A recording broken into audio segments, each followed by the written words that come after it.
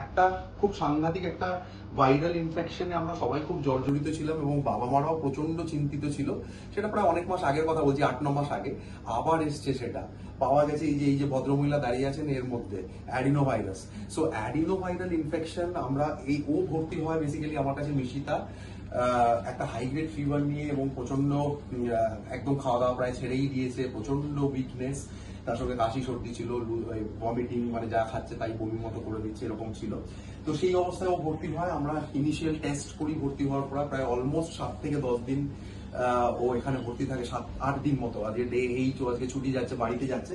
তো সেই জন্যই গল্পটা আপনাদের কাছে শেয়ার করলাম যে আপনারাও বাচ্চাদের ক্ষেত্রে যদি এরকম হাইগ্রেড ফিভার এখন আসে এবং যেহেতু এখন প্রচুর এরকম ভাইরাল ইনফেকশন হচ্ছে, rotavirus, adenovirus, human metapneumovirus, সেই জন্য একটু সাবধান।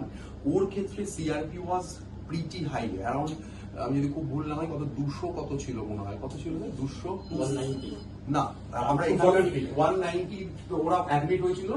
এন্ড এখানে আমরা রিপিট করি ডে 2 তে 243 ছিল, 243। তো দ্যাট ওয়াজ ভেরি সিভিয়ার। আমরা প্রোক্যালসিটোনিন দেখি, সেটাও প্রচন্ড হাই ছিল। Then I decided to send a viral panel test. সেটাতেই ধরা পড়ে মিশিতার যে অ্যাডিনো ভাইরাল ইনফেকশন হয়েছে। এবং অ্যাডিনো ভাইরাস এমনই একটা জিনিস that can effect the multi system. তো আমাদের প্রচুর যুদ্ধ চলে 7-8 দিন। ওর মা বাবা প্রচুর আমাদের সঙ্গে কোঅপারেট করেছে, প্রচুর থেকেছে। একটা সময় এমন ছিল যে ওর গাম ব্লিডিং পর্যন্ত হচ্ছে, প্রচন্ড উইক, সারাক্ষণ ঘুমিয়ে আছে মিশিতে। আজকে ওর ছটফটা নিয়ে দেখে হয়তো বুঝতে পারবেন না 5 দিন আগে 6 দিন আগে ও কি ছিল।